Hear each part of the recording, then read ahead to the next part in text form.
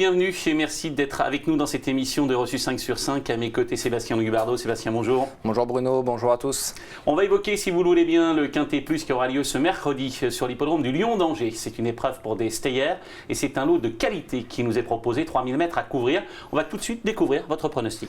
Allez, pour commencer, ça sera le numéro 3, Gris Noir, ensuite le numéro 12, Waïb, le numéro 1, Alzaro des Villeray, le numéro 8, Dagobert Duke, le numéro 6, Summer Quality, le numéro 5, Vaudo des Angrès, le numéro 2, Mahir et ensuite le numéro 9, Victorious Venture. Allez, on va tout de suite évoquer celui que vous avez placé en tête de votre sélection, un cheval entraîné par Yann Durper. Il se nomme Gris Noir, il porte le numéro 3. Qu'est-ce qui vous plaît chez lui? C'est ce qui me plaît chez lui, c'est qu'il a déjà très peu couru depuis le début de l'année, donc il arrive énormément avec beaucoup de fraîcheur pour ce rendez-vous. C'est un objectif, on a eu Yann Durper qui joue très bien le jeu, il a visé cette course de longue date, il a eu des épreuves assez faciles depuis le début de l'année. La dernière fois il m'a beaucoup plu sur la PSF de Deauville, la course est jouée le long de la lisse extérieure, lui était en plein centre et pourtant il s'est montré très courageux. L'allongement de la distance plus le retour sur le gazon, ça sera un avantage pour moi. Tous les feux sont ouverts. Non, je t'ai plus. Il n'a pas de talon d'Achille, ce cheval?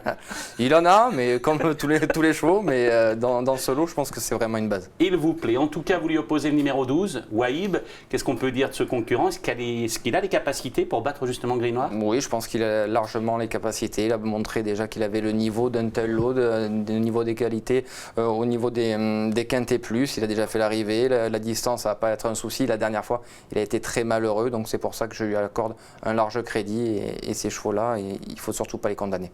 Malheureux, il en est un qui l'a été lors de sa dernière sortie, c'est Alzaro des Villeray. Je vous invite d'ailleurs à revoir cette course. Elle avait lieu sur l'hippodrome de Deauville. Et ce cheval qui avait longtemps attendu a cherché longtemps le passage. On peut le voir, il a été très malheureux. Alors ce Alzaro des Villeray, pour moi, il a été assez surprenant ce jour-là, puisqu'il arrivait, c'est pour le grand handicap de la Manche, il arrivait tout simplement invaincu cette saison. Et pour moi, c'était le gros point d'interrogation, le fait de revenir dans les handicaps sous un poids assez élevé. Et ce jour-là, comme on a pu le voir, il est très malheureux et pourtant il se comporte très très bien. C'est un cheval qui a fait ses preuves en province. Le parcours peut être quelque chose qui peut jouer contre lui. Mais cela dit, c'est un drôle de cheval quand même, parce qu'en province, il a gagné quelques belles courses. Oui, il a gagné quelques belles courses. Et je suis tout à fait d'accord avec vous sur le parcours, parce qu'il va falloir une course sélective, un parcours aux petits oignons, puisque au Lion d'Angers, se retrouver à l'arrière-garde, à l'entrée dans la ligne droite, c'est pas facile de tracer une énorme ligne droite pour venir gagner. Mais en tout cas, s'il arrive à se faire amener et terminer au bon moment, on va dire, placer sa pointe de vitesse au bon moment, je pense qu'il a sa place à l'arrivée. Évoquons également le numéro 8, Dagobert Duke. Ce cheval, vous l'avez retenu 4e, vous estimez qu'il ne peut pas vaincre? Si, c'est un cheval, mais il est tellement irrégulier que pour moi, je ne peux pas me permettre de le mettre en tête de mon prono. C'est un cheval, on l'a vu pareil dans la course de référence. Il n'a pas été très heureux au moment de l'emballage final, mais il a terminé de belle manière. Alors son entraîneur nous a dit qu'il avait gardé dans les bonnes dispositions. C'est un cheval qui vaut ce lot, mais lorsqu'il est bien luné. C'est important ce que vous dites, parce que Dagobert Duke a devancé Alzaro des Villeray et a devancé également Summer Quality, que vous avez retenu en 5e position. C'est la ligne du grand handicap de la Manche, le numéro 6 Summer Quality qui vaut ça aussi.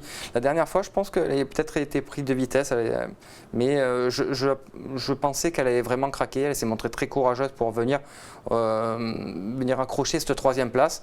Voilà, c'est une jument qui, peut-être pas pour la gagne, mais pour une bonne place, elle peut terminer à l'arrivée, je pense. L'enthousiasme que vous avez, Philippe Van Poel, son entraîneur, le partage. Je vous invite tout de suite à l'écouter. Philippe Van Poel, mercredi à l'occasion du Quintet au Lion d'Angers, vous allez présenter Summer Quality. Philippe, elle a dû vous faire plaisir la dernière fois parce qu'elle est auteur d'une jolie course. Oui, tout à fait. Elle a vraiment fait une très bonne fin de course. À savoir que les fois d'avant, elle avait bien gagné à Lyon et après, elle avait été un peu décevante à Strasbourg, dans un terrain haché, une fois aussi à Paris. Donc là, on l'a vraiment bien revu dans le grand handicap de la Manche. On l'a monté un petit peu plus attentiste. Elle est revenue faire une très bonne fin de course, n'échouant que de peu pour la 2e place. Finalement, il n'y a que le parcours parce qu'elle est en forme, elle est prise à une valeur où elle est encore compétitive. Donc finalement, il lui faudra le bon parcours. Voilà, il faut le bon parcours. On sait que le Lion d'Angers, ça peut très bien se passer, comme on peut être malheureux si bloqué dans les chevaux. Voilà, il faut que ça se passe bien pour tout le monde. C'est un peu le problème de ces hippodromes un petit peu décentralisés. Mais la jument est bien, elle reste en bonne condition. Voilà, s'attend donc à la voir jouer un très bon rôle. On rappelle que vous avez retenu donc 3 chevaux qui se détachent un tout petit peu.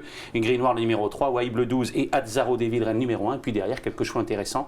Méfiance peut-être avec un outsider que vous avez retenu qui me plaît bien. Il se nomme Vaudou des Ongrais et il porte le numéro 5. On n'en a pas fini. On va évoquer peut-être un petit coup de cœur qui vous plaît dans cette réunion. Oui, ce sera le 803, City Limits. Alors ça, c'est une pensionnaire d'Éric Libaud qui découvre un très très bel engagement ce mercredi. C'est une pouliche qui a eu des ennuis de santé. On dirait que j'aime bien ça aujourd'hui. Mais elle a 2 courses de rentrée dans les jambes sur l'hippodrome de la PSF de Pornichet. Mais c'est vrai qu'elle ne peut pas rêver d'un meilleur engagement. Si elle doit ouvrir son palmarès, je pense que c'est ce mercredi. Et ben on vous fera grande confiance avec ce concurrent numéro 3 dans la 8e. Merci de votre fidélité. Bien évidemment, on vous retrouve très prochainement sur Paris Turf TV pour évoquer un autre rendez-vous.